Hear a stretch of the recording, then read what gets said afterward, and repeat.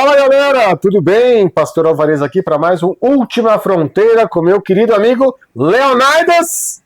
Fala galera, beleza? Leonidas na presença, Léo para os íntimos. Hoje vamos falar de um tema polêmico, um tema muito interessante, pelo menos para mim, é tão instigante quanto o medieval.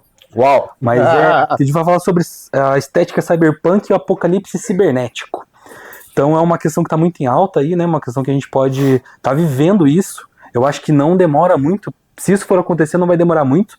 Eu tenho uma teoria muito forte comigo que lá em 2040, mais ou menos, a gente vai ter grandes surpresas. Depois de 2030, o grande reset. E a gente vê que a IA está avançando muito. Então, em resumo, a gente vai trazer hoje isso para o episódio. O pastor Alvarez também vai trazer todo o seu conhecimento para agregar aqui com a gente. E vamos começar falando sobre o que é cyberpunk, né? O pessoal escuta muito essa palavra, mas o cyberpunk ele gera dúvida sobre o que ele é. Então, o que seria um exemplo mais palpável do que é o cyberpunk seria o jogo Cyberpunk 2077. Sim, sim. Ele é um dos maiores redenções do mundo dos games, porque ele foi lançado tudo flopado, mas junto com o No Man's Sky, ele teve uma redenção muito forte. Hoje, 2 anos, quase acho que 3 anos depois do lançamento, ele tá excelente. Eu joguei, eu tenho mais de 400 horas, e ele é muito bom. Então, e qual que é a estética cyberpunk? Ele vai unir a alta tecnologia com uma baixa qualidade de vida. Então aconteceu algum problema, teve alguma coisa que aconteceu, e vai ter muita gente pobre nessa situação, e algumas pessoas ricas, só que a tecnologia ela vai estar muito avançada. Então ela vai ter uma desigualdade extrema, como tem no filme Alita Anjos de Combate. Ele vai ter gente lá embaixo e gente lá em cima. O Elysium também trata isso, né? Que tem como se fosse uma terra separada. Também, né? O jogador, o meu filme top 1, daqui a pouco eu vou falar sobre ele. Então ele vai trazer tecnologia avançada, mas baixa qualidade de vida. E principalmente para a população mais pobre que não vai ter o acesso. Então esse que seria... Porque tem alguns filmes que tratam da distopia, a utopia tecnológica.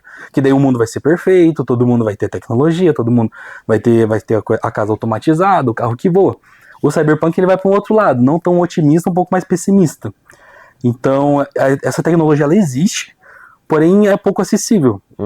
E por isso que tem muitas coisas antigas com tecnologias novas. Por exemplo, os carros, tem carro que vai ser o carro velho, tudo destruído, mas ele vai ter uma tecnologia nova, porque ele só consegue comprar a peça, não consegue comprar o carro novo. E aí fica com aquela estética que, a gente acha bonito.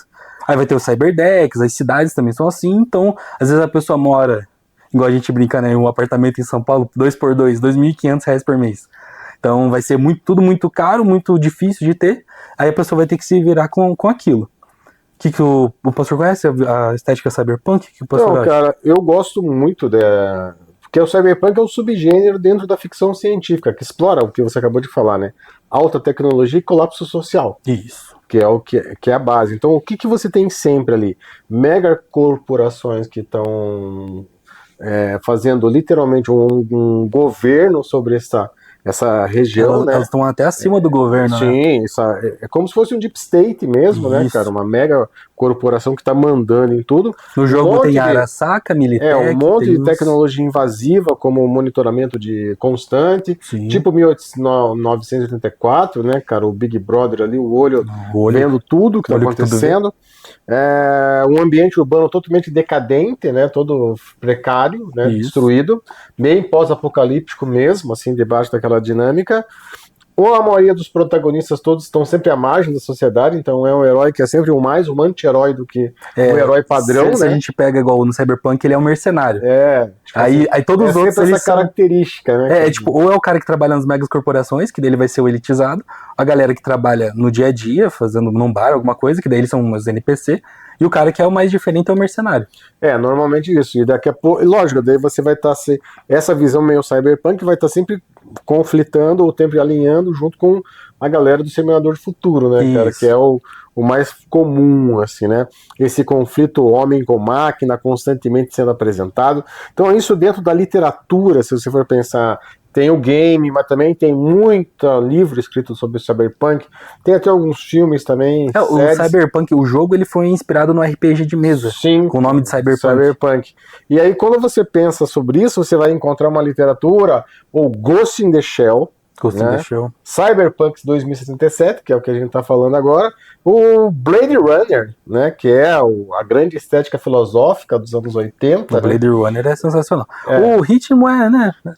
Mas é bem anos 80, né? Isso. Então, ele tem aquela coisa filosófica. Ele traz um pouco daquela questão do Noir, que o Noir trouxe, da investigação. Exatamente. Mais devagarzinho, só com aquela estética. É legal. E você tem também um filme que vai tratar isso, não trata isso de forma direta, mas ele traz numa camada cyberpunk, é o próprio Matrix, né? O Matrix ele é um cyberpunk sem a estética, só com a estética pós-apocalíptica, né? Sim. O mundo não se reergueu.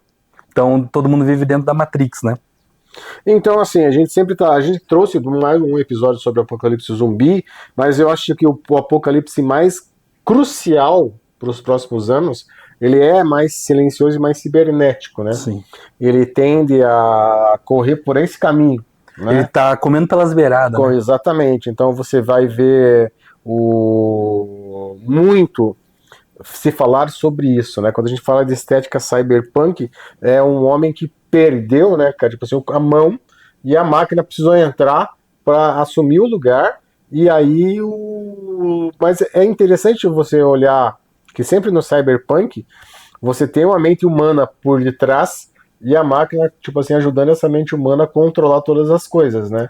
Ele meio que ele dá uma eliminada no meio. Exatamente. Aí tem o topo, que é o cara mais poderoso, e a tecnologia tá ajudando esse cara a se perpetuar no poder. Então o cyberpunk vai estar sempre dentro dessa camada, uma camada lá em cima que tá mandando em tudo, e aí é aquela dinâmica. Um HQ, cara, que eu indicaria seria o Perfura-Neve.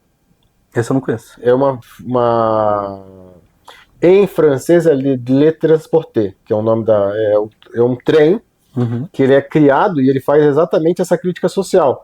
Então, tipo assim, o trem roda dentro do trem, quando aconteceu essa situação de um El Niño, dessas que congela uma era glacial que chegou e pegou todo mundo de surpresa, o trem estava sendo construído tipo uma Arca de Noé, assim, só para uma determinada elite que poderia estar ali dentro, há uma máquina altamente tecnológica, que tem ambientes climatizados para simular a atmosfera da Terra, onde se produz gado, se produz alimentos, vagões que são criados para isso. Tudo dentro do trem? Que dentro do trem você tem todos esses ambientes. Você tem um ambiente de alimentação que é só para essa elite, aí você tem o comandante dessa máquina e uma inteligência artificial que administra tudo isso. Só que no processo que começou a acontecer, muitas pessoas conseguiram entrar na máquina e ficaram todas confinadas na parte de trás da máquina. Então essa é sempre essa tentativa de alguém de lá falar para aquelas pessoas que tem um povo lá atrás, porque daí tem uma polícia, né, que administra e protege, e aí dentro dessa polícia existe uma comunicação entre essa classe que está esquecida lá atrás com aquela que está lá na frente. Então faz uma crítica social, mas traz muito dessa estética cyberpunk né? Dentro desse universo, e como fala muito sobre isso, né? Você coloca a foto pra gente depois. Sim. O Perfura-Neve, ele foi indicado pro Eisner, que é o prêmio de quadrinho. Excelente, né, cara? Eu tenho em casa eu só lembrei agora, né? Agora que a gente tá falando, que eu lembrei que comunica bastante dentro dessa estética que a gente tá falando. E falando, né, e esses elementos, universo, eles sempre vão ter ali essas coisas que o pastor comentou ali, seja a inteligência artificial evoluindo e controlando muitas coisas, porque aquilo que exige muitas pessoas, a inteligência artificial faz sozinha. Aí vai ter uma vigilância constante, vai ter a manipulação da informação, que isso, a gente já está até vivendo isso, perda da privacidade, dependência tecnológica, e daí o visual, a gente vai ter... O visual é muito importante pro cyberpunk, né? Ele vai ter cidade cheia de LED, tudo muito colorido, muita propaganda, e isso daqui é uma coisa que começa a puxar um pouco pra nossa realidade. Porque o consumismo exagerado, a gente já tá vivendo isso. De que você só consegue ser feliz se você tiver alguma coisa. Então você tá sempre shopping, né? Uma coisa atrás da outra. Sempre comprinhas, assim. Então, esse consumismo, ele é o pão e circo clássico de Roma. Ele vai trazer o controle das massas através desse consumismo. Daí, também, né? Eu trouxe até o óculos aqui. As pessoas usando a realidade aumentada, porque a realidade delas já não faz mais sentido. Aí a gente traz pro jogador número 1 também. E no Cyberpunk as pessoas usam no meio da rua, assim, é como se fosse uma droga mesmo, literalmente. Porque lá o óculos de realidade ele faz você ter as sensações que a pessoa que teve aquilo. Então tem uma neurodança que eles chamam, que o cara tava assaltando uma loja e ele tomou um tiro e morreu. Aí o cara, ele tá assistindo aquilo, ele sente a emoção do cara que tomou o tiro e morreu. Então ele traz sentimentos. Hoje a realidade virtual ainda não faz isso. Tanto que eu consigo jogar no máximo 1 hora e pouco isso daqui. Não consigo ficar o dia inteiro. Só que com o avanço disso, hoje tá bem mais avançado esse tipo de tecnologia. E eu acho que como é que é? O dos 3 corpos, o mistério dos 3 corpos? o Enigma. O Enigma. O Enigma dos 3 corpos tem muito essa pegada, né, cara, da inteligência, da realidade expandida. O que vai trazer muito mais sobre isso é o jogador número 1. Tem até aqui o livro tem até aqui o jogador número 1 e o número 2, ó. Pra mim é a melhor literatura que tem sobre isso. Aí eu tenho até outro aula livro. de cultura nerd, então só pra te explicar. Uma aula. Literalmente, o jogador número 1 é uma aula de cultura nerd, de referências, de easter eggs. Eu tenho o livro do Almanac Jogador número 1, que é só das referências do livro. E daí o que... Será que o Léo gosta ou não gosta do jogador número 1? Andressa, que é a esposa. Eu só assisti umas 10 vezes aquele filme, mais de 10 vezes. Mais de 10 vezes. E daí, mas qual que é o conceito que tá um pouco diferente do livro pro filme? O Spielberg, ele trouxe como se aquilo fosse só uma válvula de escape.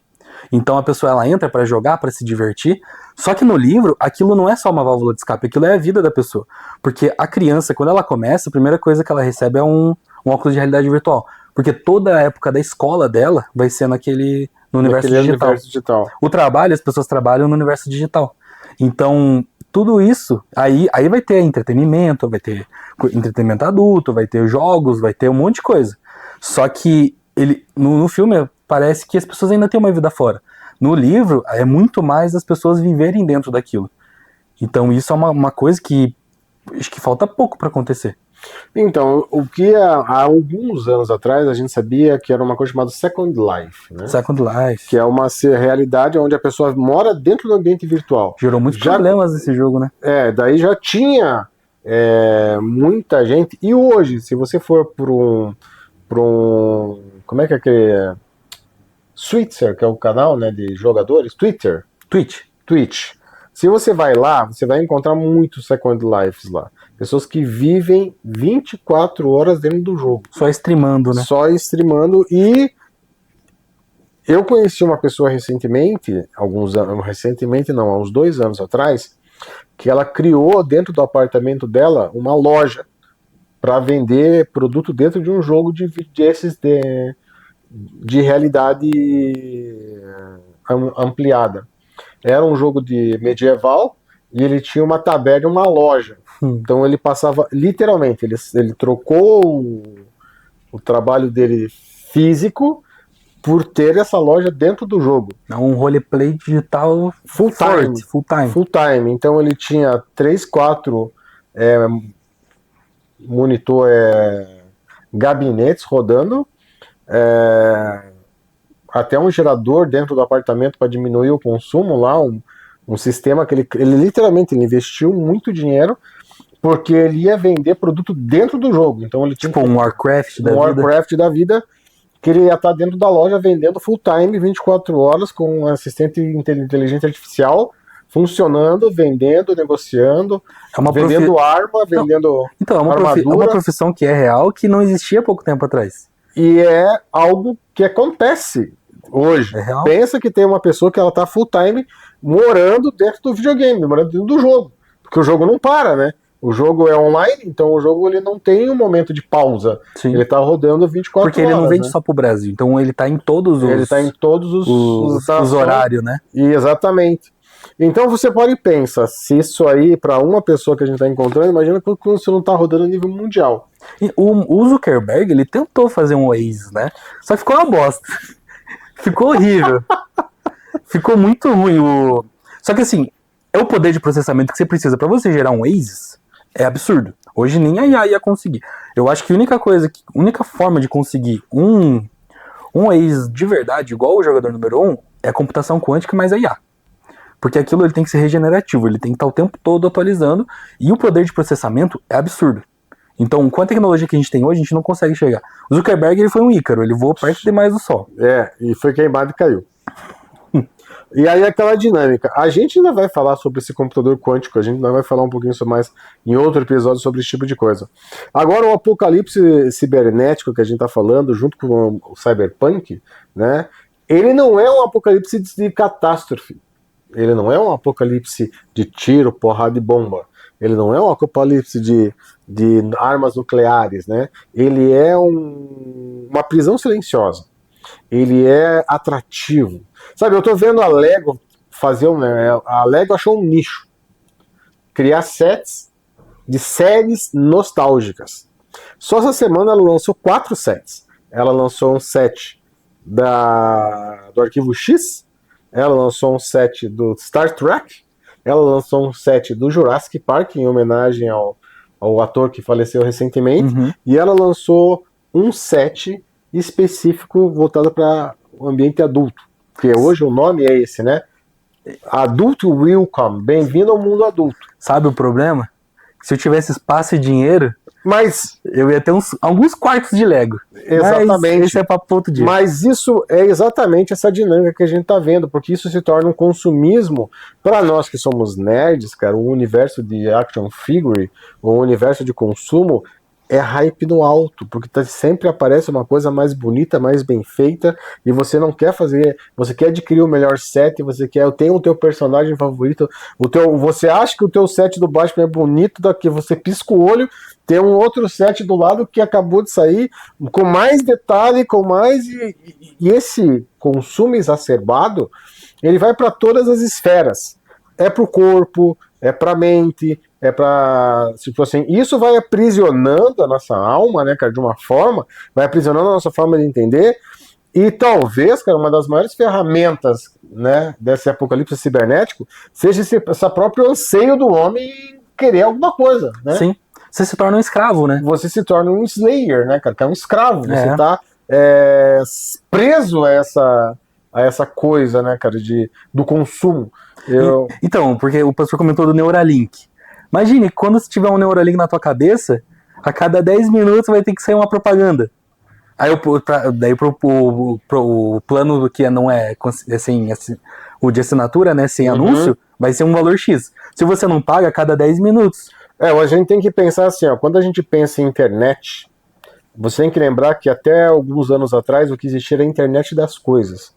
A internet, antes, quando ela foi criada, ela tinha um interesse da conectividade, né?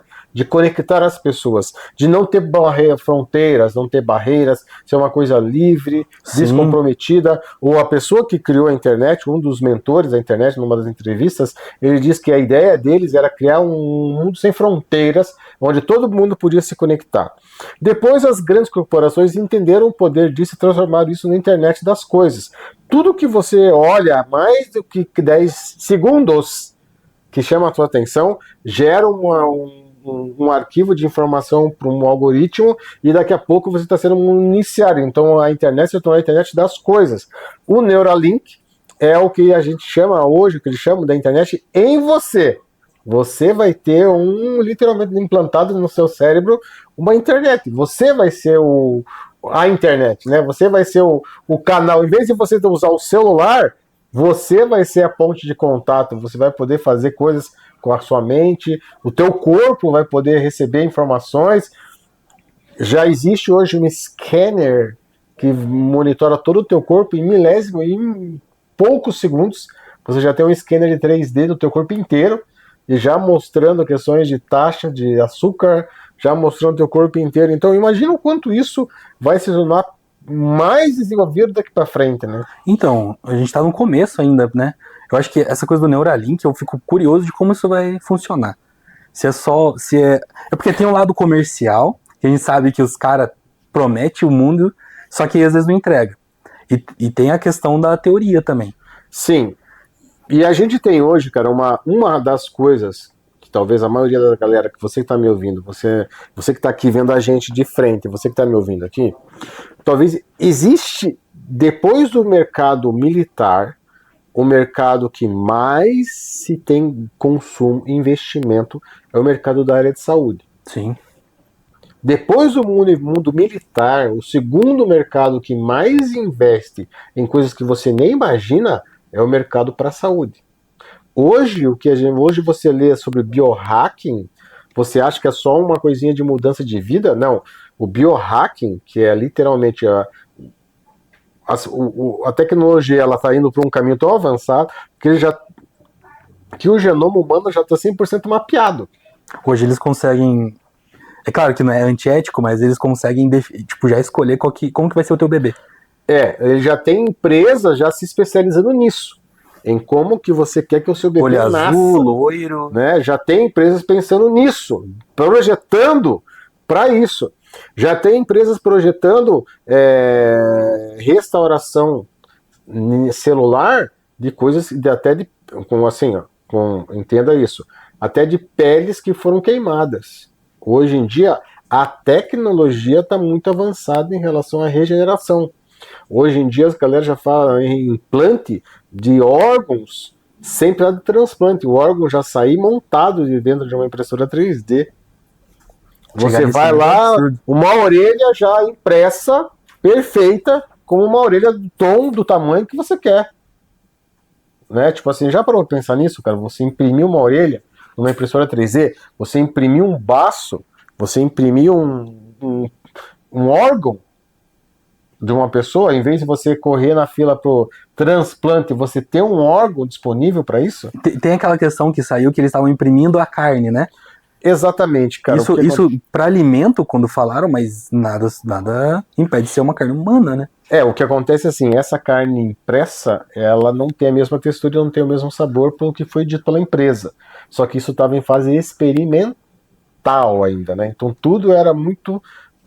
Não sei se você pegou antigamente, quando a galera começou a ideia de impressão 3D, era um filete, né? Era como se fosse aquele bonequinho de pauzinho que a gente desenhava na escola, lembra? Que era só uma cabecinha, Sim. Um tracinho. Então a impressora 3D lá atrás, cara, era uma caneta que você podia fazer uma esculturazinha, você jogava ali, cara, era...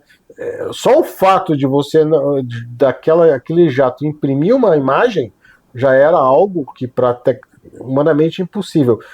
Imagina em menos de 10 anos o que avançou a impressão 3D porque ela tem hoje. Sim. Né? Imagina isso a nível que a gente não sabe ainda, que estão dentro dos laboratórios, que a gente não tem acesso. Uhum. E falando assim, esse é o apocalipse que eu mais tenho medo. Porque assim, a gente vai ter, né, do apocalipse cibernético, os dois maiores exemplos, Matrix e o Exterminador do Futuro. Sim. No Matrix ali, a IA, ela achou que o humano era o problema, e daí começou a governar a humanidade, e daí ele criou essa Matrix para as pessoas estarem lá, estarem entretidas enquanto absorvia a energia das pessoas. Então, eles estão tratando muito onde a IA avança e acaba trazendo esse apocalipse para a humanidade. E a IA é um assunto muito atual. Sim. Tem muita gente que fala, eu vi várias pessoas comentando sobre a IA ser uma bolha, e a gente tá vivendo meio que um êxtase muito grande sobre IA, e de repente essa bolha estourar daqui uns 2 anos e isso não se cumprir. Porque a gente sabe que o mercado financeiro ele é movido de promessa, ele não é movido de realização. Só que avançou muito dos últimos 3 anos. E tanto que teve um estouro do preço das memórias RAM e agora elas estão despencando. Então, se a gente fosse falar de apocalipse cibernético, causado pela IA, seria o mais provável, né? Cara, então assim, se você fosse olhando, vamos olhar para o mundo por uma perspectiva que talvez na maioria não entenda, né? Quando a gente está falando de você ter OpenAI, todas essas grandes lobbies, que é um lobby ainda, né? Que não gera lucro para essa empresa. Isso, ainda né? não. Ainda não gera lucro. Então é um grande lobby. A IA é um grande lobby ainda. Ela não gera lucro. Sim. Mas para você ter uma grande movimentação de informação, você precisa você precisa de muita energia e você precisa de muita capacidade de armazenamento. E processamento. coisas que automaticamente vão mexer com o quê? Vão mexer com terras raras, ouro e prata. Isso vai mexer diretamente na bolsa de valor. Né? Tipo assim, então são coisas que a maioria da galera não, tá nem percebe, nem entende. O ouro e a prata, ela deu um boom gigantesco, mas daí já despencou. Mas por quê? Porque quem puxou tudo isso foi a necessidade da IA. O grande boom das tecnologias de inteligência artificial, né, foram o que puxaram a bolsa de valor e todo esse grande movimento em explorar terras raras e explorar o ouro, explorar a prata, porque automaticamente isso é matéria-prima para esses processadores, principalmente os de alta capacidade. Aí você vai ter que ter água, porque você vai ter que refrigerar. Por isso que tá uma guerra pela Groenlândia. Você vai ter que ter água porque você precisa de espaço, você precisa dos campos cibernéticos que eles chamam, né? São os locais como você tinha os locais de mineração de Bitcoin, hoje em dia você precisa de locais para armazenamento de informação. E hoje falando dessa grande bolha, né? Hoje um dos maiores bancos, que é o Banco dos Bancos, já disse que a próxima crise vai acontecer por conta disso, né, cara? Porque a IA não tem como manter vai ter tipo aquela bolha, aquele estouro, e depois só algumas elites vão ter acesso. Vão ter acesso. Vai ficar muito caro. E aí é aquela dinâmica, é como uma droga, ele te dá um pouquinho para que você goste, aí se você quiser depois, você vai ter que pagar para ter. Acontece a mesma coisa. Aí, por exemplo, igual a gente fala muito sobre empresa, né, no nosso dia a dia a gente atua com empresas, e muita empresa já está se tornando refém da IA. A estrutura que ela está sofrendo é inteira sobre IA. Aí você está pagando uma série de IAs e o cara aumenta 20, 30% do valor, você não vai ter o que fazer. Ou você fecha a sua empresa ou você paga. Mas aí, vamos lá, né, cara? Lembra que a gente conversou sobre isso? O grande gap para você entender o apocalipse cibernético, para a gente já ir caminhando já para um tempo de finalização, assim, de ideia, né? Construindo já um meio, é que você pode ser encurralado numa situação como? Você pode ser encurralado diante de uma realidade do tipo, alguém vai ter que dizer assim, a partir de agora vocês vamos liberar a internet e você poder sonhar uma vez por semana só. Aquela droguinha vai ficar restida. Aquela pessoa que tem o poder de dizer assim, eu desliguei agora. Aí já era. Lembra que eu falei para você sobre o controle? O apocalipse cibernético é um apocalipse silencioso. Você não vai poder viver, você não vive mais hoje sem internet. A gente comentou em outro episódio, se desliga a internet, todo mundo é pobre. Todo mundo é pobre do dia para noite. Aí só vai ter condições de manter quem tem dinheiro ou quem tem condições de negociar. Poder de negociação. Entenda que a gente está falando que o apocalipse cibernético ele é como uma prisão sem muros. Você se torna refém. Você se torna refém. Você se torna refém porque você precisa comprar. Você se torna refém porque... Aí a galera ainda falava... Aí a gente entra no apocalipse, porque para mim o apocalipse bíblico é o mais cibernético que existe. Porque a marca da besta... Né? É para você comprar. Para você comprar, para você vender, para você negociar. A própria besta ela pode ser uma inteligência artificial, tem uma teoria muito forte que é. Principalmente porque ela vai aparecer, né, cara, em todos os lugares, né? Nossa, isso daí é muito, muito real. Então, o apocalipse cibernético, se a gente for pensar em todos os aspectos que ele carrega, ele vai. Primeiro que o cibernético está relacionado diretamente aos sistemas digitais, à computação, às redes, às IAs, ao controle e à comunicação.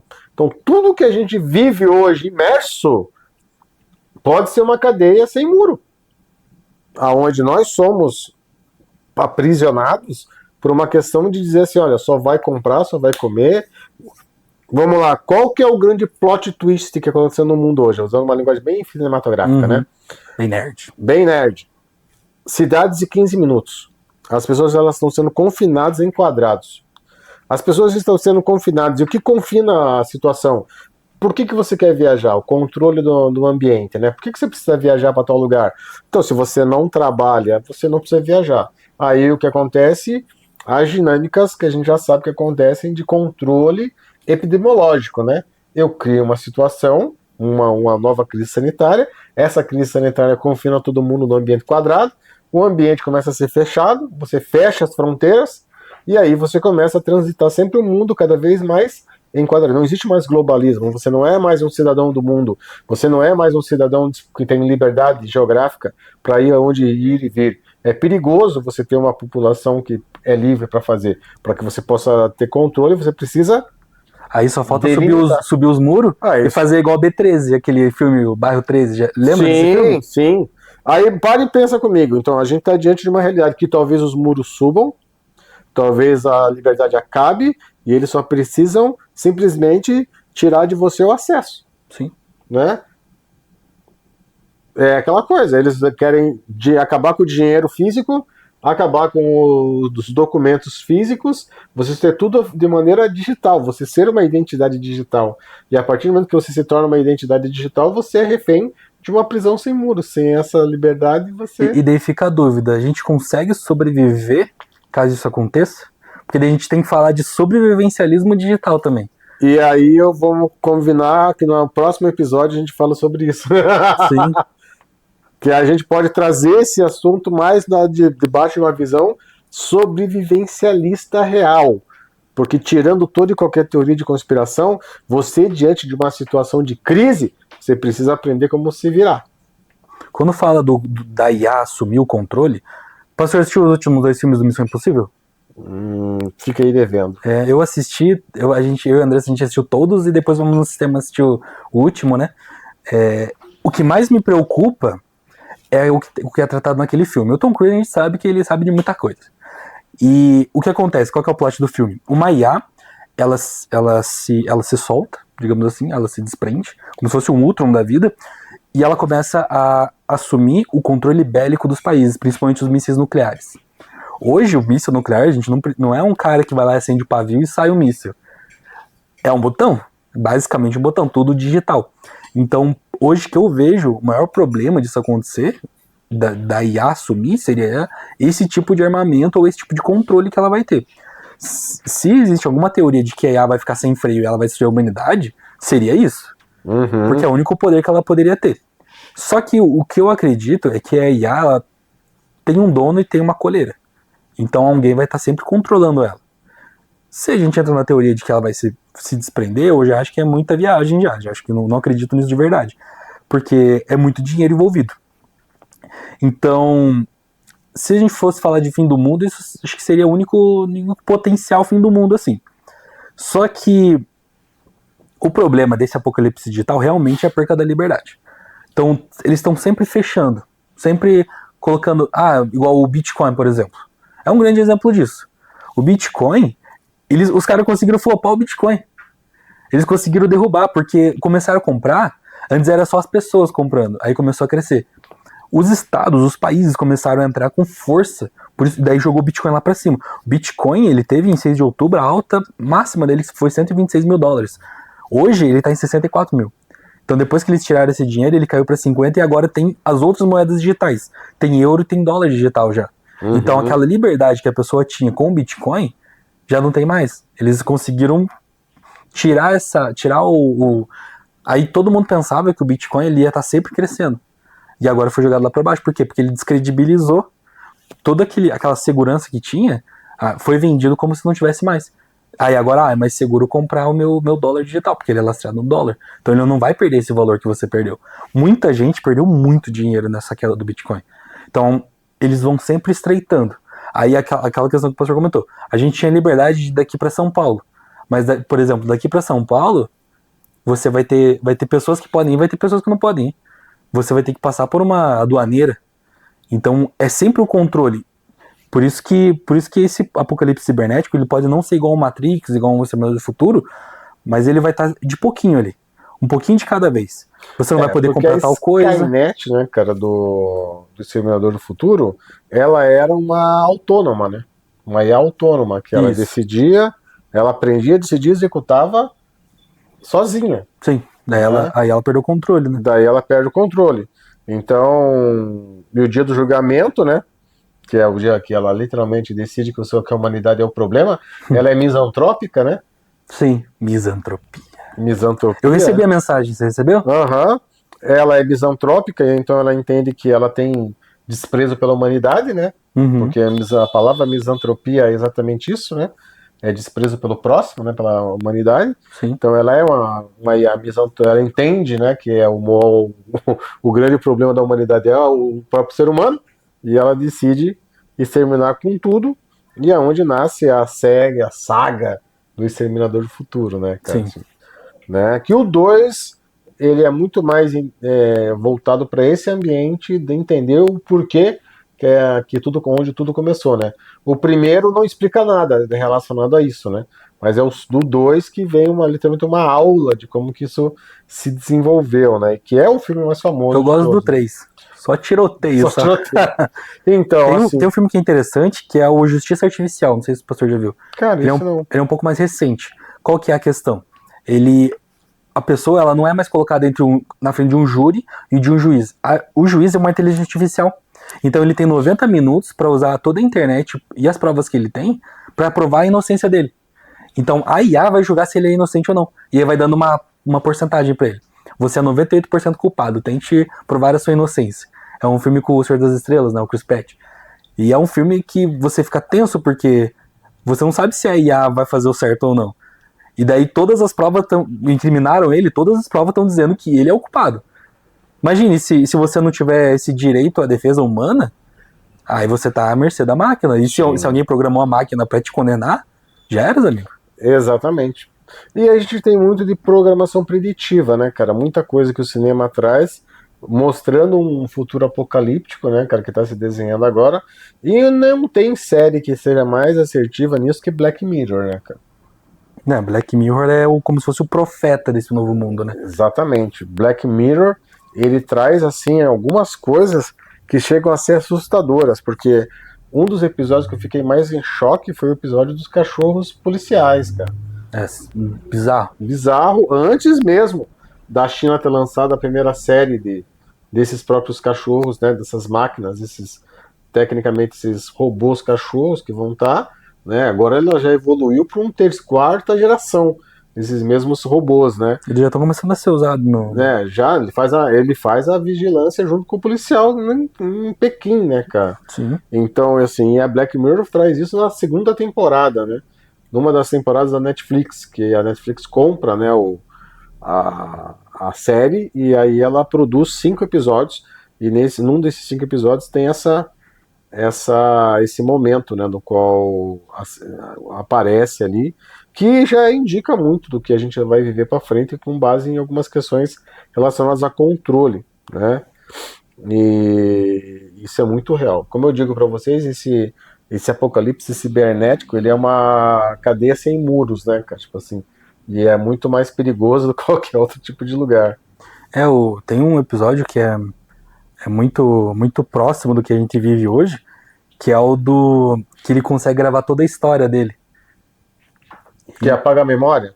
Que depois no final ele apaga a memória dele. Uhum. Imagine se a gente tem isso Só que assim, tipo, isso não é abordado no episódio, mas se a gente tem o acesso, quem que não vai ter esse acesso? Então é uma vigilância constante.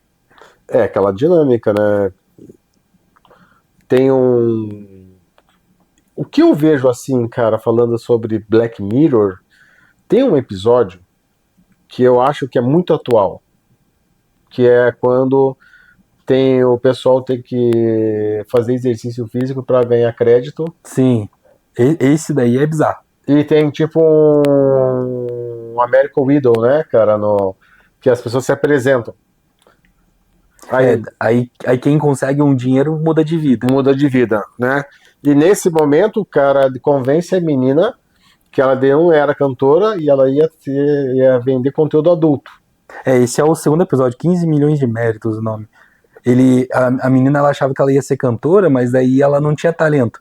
Só que daí eles vão explorar um outro negócio. Só que o cara que tava gostando dela, ele fica revoltado com aquilo. E é engraçado porque daí ele entra com o caco de vidro na mão, né? E aquele produtor, ele saca uma coisa que é o que a gente vê na internet hoje, que é o mercado, essa guerra, essa polaridade se dá muito por isso. Às vezes eu olho alguns canais que são se dizem de direita, que eles parecem que estão sendo pagos para fazer contraponto à esquerda, entendeu? Não é a impressão que o cara... Parece que o cara não acredita de verdade. Não acredita de verdade. Você dá uma espremidinha, o cara solta. O cara eu ia falar, eu não posso falar o que eu tenho vontade de falar, mas é exatamente isso, cara. Ele entende um jeito de ganhar dinheiro fazendo a polarização. E é exatamente aquilo. Naquele primeiro momento, a intenção é boa, mas ela é corrompida pela facilidade do processo. Porque é lucrativo, né? É lucrativo, né? Então, tipo, e aí a gente volta no maldito do consumismo, né, cara? Sim. O consumo do cara, porque o cara não tem crédito mais para bancar as coisas que ele precisa. O crédito hoje é digital, né? Ele só pode comprar, vender, lembra? Só pode comprar, só pode vender, só pode ter acesso se alguém liberar, só se você tiver nesse grau aqui. Hoje em dia, muita gente perdeu a possibilidade de fazer live porque não tá no grupo X do Instagram. Então, tipo assim, você já tá vendo uma certa distinção entre determinados grupos. Uma coisa que nesse episódio me chama muita atenção é que o sistema nunca perde. O sistema, ele nunca vai perder. Então, tem um cara falando bobagem de um lado, e o cara tá engajando, beleza, o cara vai lá. Tem um cara falando bobagem do outro lado, também vão dar palco pra esse cara. E eu vou dizer pra você, porque tem público. Exatamente. E tem gente da direita hoje nesse mesmo pacote, sendo bancado pelo sistema. Então, abre o teu olho. Estou te falando. Abre o seu olho. Tem gente da direita, da esquerda, sendo bancada pelo sistema e você está acreditando e tá dando palco para louco. Você está batendo palma para maluco e dando palco para doido. Então presta atenção um pouquinho nisso, tá? Porque é lógico que todo mundo que tá... tanto a gente quer que você assista, que você se engane, como todo mundo quer, velho. Todo mundo quer. E se alguém se destaca, né, cara, se o sistema vê um jeito de ganhar dinheiro, presta atenção. Filtra, né, um pouquinho das coisas. E que nem o Léo falou, tem gente, cara, que se você der uma apertadinha, saiam uma camisetinha do Che Guevara por baixo. Na primeira apertadinha, a pessoa entrega tudo. Já entrega o ouro, entendeu? Por isso tem que avaliar bem o que você está exponendo. Exatamente, porque a gente sabe, cara, que no mundo do sistema, e o sistema, ele é um sistema, né? O mundo, ele é um sistema muito bem elaborado. Nada é feito aleatório. Tudo é pensado, calculado. Isso aqui é feito para te aprisionar. A vida é feita, isso aqui é feito para te aprisionar, a possibilidade de ganho é feita para te aprisionar, a possibilidade de relacionamentos é feita para te aprisionar, tudo é feito para te aprisionar. E daí você pega a questão do, já diria o Capitão Nascimento, né?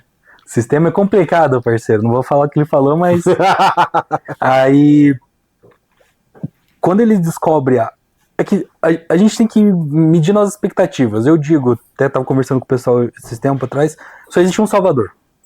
Não vai ter uma pessoa que vai chegar e vai mudar o mundo, e vai fazer o mundo um lugar melhor. Quem está prometendo isso daí não vai conseguir cumprir. Exatamente. Quem tem que cuidar da gente somos nós. A gente é responsável pelos nossos problemas. Então, se a gente espera que vai chegar uma pessoa e vai te dar um dinheiro, te dar uma assistência e acha que aquilo é uma boa, às vezes a pessoa tá... A gente sempre sabe que tem uma venda por trás, né? O cara, ele tá querendo alguma coisa. Então, o único salvador que a gente conhece é Jesus Cristo. Então, se você tá esperando que tenha outro salvador, você vai se frustrar. Exatamente. E assim, gente, cuidado com... Nenhum almoço é grátis. Não existe almoço grátis. Não existe almoço grátis. Quando a gente está falando de apocalipse cibernético, a gente está falando também sobre isso. Não existe almoço grátis. Ninguém te dá nada sem esperar alguma coisa em troca. Tudo tem um preço. A tua liberdade tem um preço. Né? O Snowden dizia, né, que o maior preço da liberdade é a eterna vigilância. Então, abre o seu olho para que você não seja roubado. E uma coisa que a gente acabou não comentando, dá pra gente comentar um pouquinho mais, até mais um tempinho, tem um episódio que as moças, elas estão querendo passar a mente dela pra máquina, e elas vão viver na Matrix como se fosse uma Matrix, só que elas não iam ter mais corpo. Então a mente delas ia ser projetada numa máquina. E já tem um projeto que o cara quer fazer isso, que é o projeto 2045. Ele quer trazer a mente dele para uma máquina. Então, o que o pastor acha disso? Porque se você só cria uma cópia, eu não acho que se você criar uma cópia, é você. Vai ser uma cópia de você se misturando, porque a gente tem nossa mente, nosso corpo, nosso espírito. Tem como a gente, de alguma forma, tá dentro de uma máquina? Então, aí você vai ser só um... Lembra do... Tem um filme, uma série e um jogo, Altered Carbon, Sim. que você pega e você troca de corpo. Aquela consciência migra de um corpo para o outro. No lado negro da força, se diz ser possível. Uhum. Eu acho difícil, porque tem uma alma nesse pacote, né? Então, Tem um aí espírito que pega, né? nesse pacote. Você não é a não ser que você não seja mais cristão e não creia nisso. Eu acredito que uma coisa que vai impactar diretamente nessa dinâmica é eu quero ter um clone meu. Clone. Então esse clone não vai ter espírito, né, cara? Que seria humanamente impossível que esse espírito se duplicasse e habitasse, entendeu? Tipo, assim, consciência, essa memória estar ali, ela pode estar, porque ela é um arquivo elétrico. Uhum. Mas é uma cópia, né? É uma cópia elétrica, mas assim, agora esse Atma, que eles chamam, né? Esse Pleo, esse espírito, esse brilho no olho, eu acho impossível de ter. Porque até no Cyberpunk 2077 eles têm a barreira negra, que é onde vivem várias consciências. Então, o cara tá morrendo, eles colocam como se fosse uma coroa na cabeça, e eles extraem a mente do cara e colocam dentro de uma internet, como se fosse uma dark web. Isso, ele, mesmo que consigam fazer isso, não vai ser o cara. Não. Porque a gente não consegue transferir, a gente como cristão, a gente não acredita que a gente consegue transferir a alma. Se a gente cria um robô que consegue receber a nossa mente, ele não vai ter a nossa alma, certo? Porque assim, o que a galera pensa, às vezes falando sobre isso, é que existem inúmeros trabalhos científicos de como se alguém conseguisse ler os teus pensamentos. Uhum. Vamos colocar assim. Mas ele só lê os teus pensamentos a partir do estímulo. Então eu quero aprender a ler, saber qual área do cérebro do Léo pisca quando ele vê carne, quando ele vê a Andressa, quando ele vê um animal que ele gosta, quando ele vê um carro. Um carro japonês. Um carro japonês. Carro japonês é o melhor carro que tem, rapaziada. Então, assim, esse mapeamento já foi feito. Mas ele é através de estímulo. Uhum. O que acontece na camada do subconsciente ele não consegue identificar. É que tá. Uma coisa é a mente que trabalha por estímulo. Sim. Visual, auditivo, tátil, paladar. Só que abaixo dessa camada, você tem uma camada que ela é subconsciente, que ela está trabalhando, rodando diferente. Que é onde a alma está rolando, onde as emoções estão acontecendo, onde está sendo gerado e processado inúmeras informações que não estão em cima do estímulo. Porque o córtex trabalha por impulso elétrico e a memória é registrada por impulso elétrico. Então eu tenho uma memória que é uma memória rápida e uma memória que é projetada, que é uma memória que é feita por repetição ou por impacto emocional. Isso é regra de construção de memória. Ou você faz todo dia a mesma coisa, eu passo café todo dia de manhã, então dificilmente eu vou esquecer de como é que passa café. Porque eu estou fazendo a repetição. Quase uma memória muscular, né? Agora, eu atropelei alguém. Eu não, né? Tipo assim, naquele momento eu gerei um acidente de carro. Eu atropelei alguém. A memória daquilo, ela é impressa com impacto emocional. Então ela vai lá pro fundo do subconsciente. Então ela está registrada de forma diferente. Pensa em você colocar tudo, 50 anos, como eu tenho 50 anos de idade, 50 anos de memórias de 24 horas por dia. Tipo, o pastor sabe que passa café toda manhã, mas não lembra de todas as manhãs que passou café. Vamos lá. Agora, da vez que caísse a garrafa, o pastor ia lembrar desse dia. Exatamente. Porque essa ficou gravada. Agora, pensa comigo, se eu tenho algum local no mundo tem capacidade de armazenar. Lembra do segundo filme do Capitão América, a mente do Zola, estava espalhada no gigante, containers de informação? uma pessoa com 10 anos de idade ia ter, literalmente, cara, quanto que não ia ter? Mais de 10 teras de informação. Por tudo que viveu, de sensações que experimentou. Então isso é um pouco difícil. Então a gente tem um problema de hardware, né? De hardware, e também aquilo, quando você pensa em transmigrar esse pensamento para uma outra fonte ou para um outro corpo, o que vem? Você não tem certeza 100% que toda essa informação vai vir. Sim. Então alguma coisa pode falhar no processo. Se a internet cai na hora, se a internet cai na hora, fica só meia pessoa. Só. Entendeu? Então, e essa pessoa, ela pode ser apenas uma casca. Sim. Um corpo com uma mentalidade que é um zumbi. Aí é um zumbi. É um zumbi. Agora, viajando um pouco. Porque se a gente for trazer outra questão de transferir o corpo. Se a ciência chega em alguma forma de simplesmente pegar aqui igual a Matrix, da nuca, e fazer essa ligação do cérebro para uma máquina que entenda os estímulos cerebrais, aí a gente pode ser qualquer coisa. Porque... Aí a gente volta exatamente no Altered Carbon, porque o Altered Carbon tem um cartão que entra no corpo, né? Uhum. É como se o cara tivesse várias consciências aqui e ele fosse trocando essas consciências, né, cara? Ah, entendi. Porque você pega o Adam Smasher, que é o vilão do Cyberpunk. Ele basicamente tem tanto implante cibernético que só sobrou o cérebro dele. Então, o cérebro e o rosto. O resto é como se fosse um Optimus Prime, assim. Ele é todo cheio de roupa. Ele é um robozão. Só que ele ainda tem o rosto e o cérebro dele. Então, em teoria, ainda é ele. Sim, mas vamos colocar assim. O que poderia ser? Poderia ser. Aqui é viagem, galera. Aqui é viagem. Você conseguir sintetizar num cartucho o que você queria de melhor. Lembra do Demolidor, do Sylvester Stallone?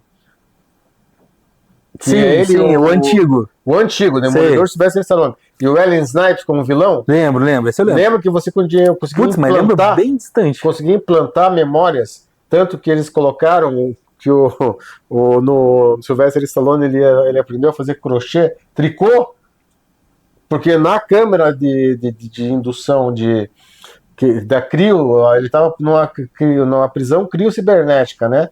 Nessa CRIO-prisão, eles conseguiam ter acesso ao córtex cerebral dele, eles implantavam memórias e implantavam habilidades. É igual o Neo lutando, né? Exatamente. Fizeram o download daquela informação. Exatamente isso. O upload, no caso. O upload dessa informação. E aí, você pode selecionar o que você quer de uma pessoa e implantar num outro ser, mas daí esquece a pessoa, é só as suas habilidades. A pessoa continua a mesma. A pessoa continua a mesma. Porque, igual o Futurama, já assistiu o Futurama? Já. É basicamente a cabeça cortada da pessoa para ela se manter ali. Então, ainda é a pessoa. Porque se a gente pensar num ciborgue... Consciência, vamos colocar assim, você tem uma consciência, só que aí a gente bate muita coisa quando a gente está falando isso, né? Porque você tem uma consciência moral, você tem várias consciências dentro daquele ser humano. Isso aí eu tenho que fazer no meio do oceano, num navio que não é rastreável, né?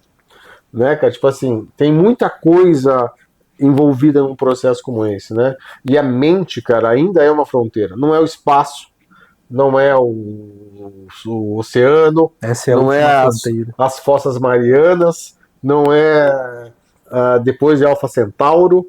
A própria mente humana, o próprio corpo humano ainda é uma fronteira inexplorada, né? Tanto que teve um projeto da clínica Mayo, né, cara, que é uma das clínicas de pesquisa médica mais famosas dos Estados Unidos, que eles desenvolveram um supositóriozinho, um comprimido, que a pessoa engolia, e ele conseguia calcular quanto que daquele alimento, junto com o alimento, quanto que daquele alimento ia para o tecido, quanto que o corpo absorvia de proteína, de carboidrato. E uma coisa interessante, cara, 10% desses alimentos, eles não conseguiam identificar para onde que ia.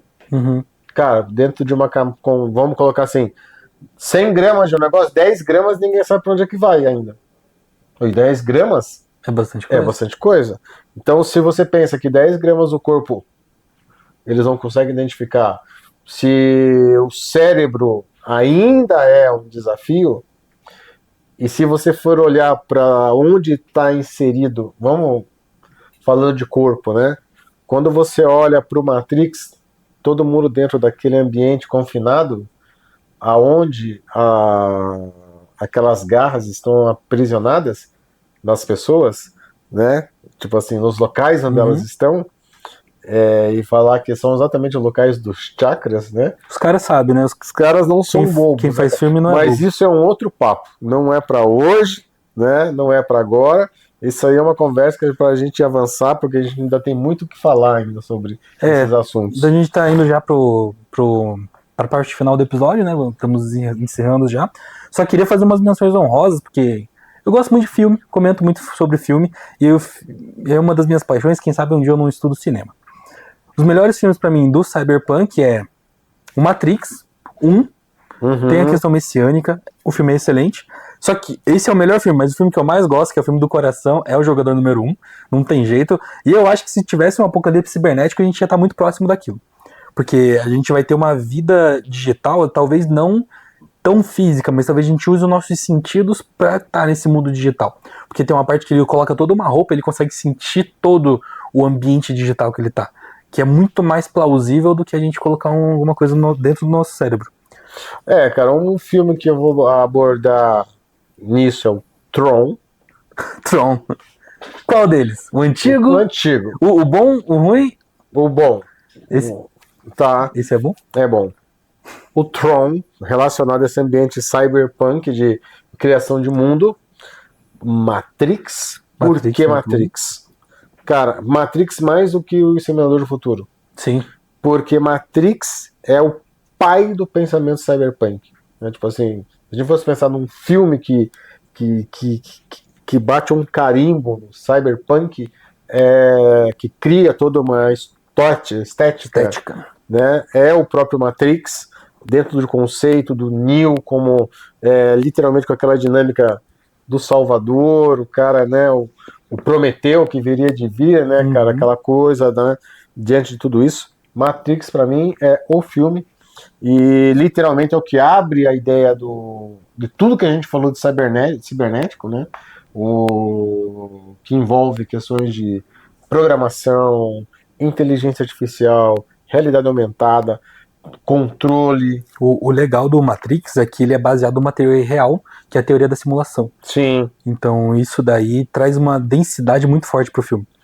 E se você quiser conhecer mais isso envolvendo religião, pesquise a Singularidade, que é um movimento que a gente ainda pode falar exclusivamente dele num próximo programa. Valeu?